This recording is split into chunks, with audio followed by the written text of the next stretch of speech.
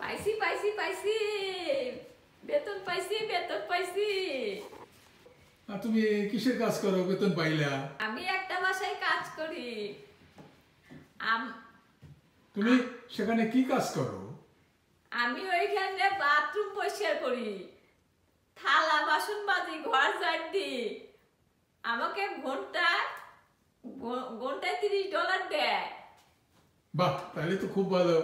কিন্তু এটাতে আমি চলে যাই তো। শোনো শোনো শোনো শোনো, আমেরিকাতে ডাক্তার ইঞ্জিনিয়ার ফার্স্টে এসে সবাই ওয়ার্কশপ করে, সবাই হোটেলে ওই টেবিল মোছে, রান্নাবাড়ি করে, সবাই এই কাজই করে।